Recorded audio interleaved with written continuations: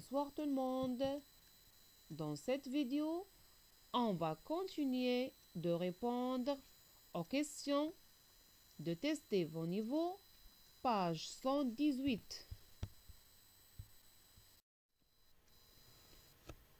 On va commencer par l'exercice numéro 7. Recopie uniquement les phrases justes. Petit a. L'épicentre d'un séisme est 1.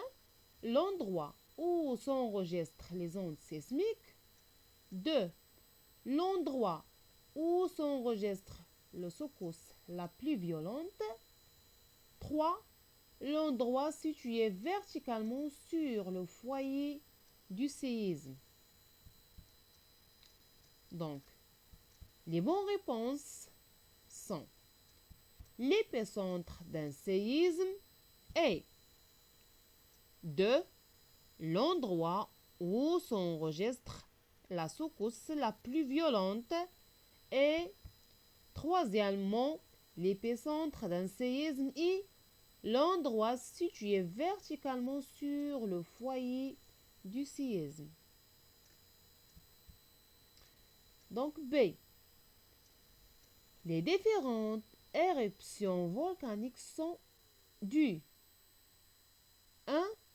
Taux de gaz dessous dans le magma. 2. Élargissement des cratères. 3. Taux de silice élevé dans le magma. Donc, les différentes éruptions volcaniques sont dues 1. Taux de gaz dissous dans le magma. 3.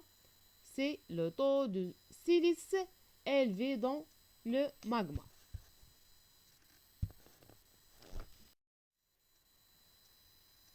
On va passer à l'exercice numéro 8, page 118. Donc, la coupe géologique ci-dessus est celle d'une région précise au Maroc. Donc, la première question. Quelles sont les déformations tectoniques 1, 2, 3 qu'a connu la région? Justifiez ta réponse. Donc, on va commencer par 1. Donc 1, c'est un pli anticlinal, car les flancs se rapprochent vers là-bas et la couche la plus ancienne est au milieu. Donc 2, c'est un pli synclinal, car les flancs se rapprochent vers le haut et la couche la plus récente est au milieu. 3. Faille normale, car il y a déplacement des deux blocs parallèlement au plan de la faille, avec un rejet horizontalement positif. Distension.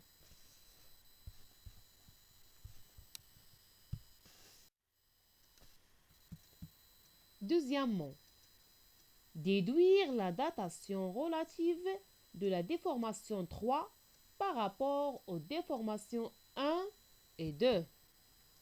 Donc, la déformation 3 est plus récente que les déformations 1 et 2, car elle les traverse.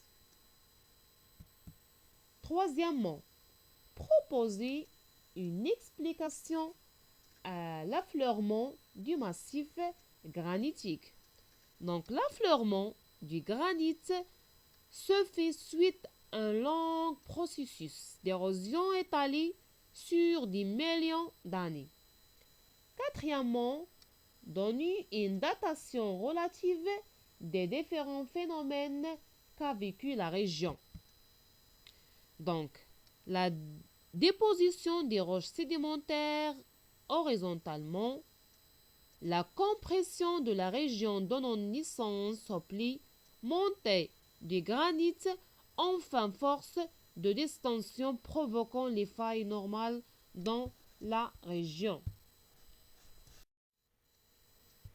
Merci pour votre attention.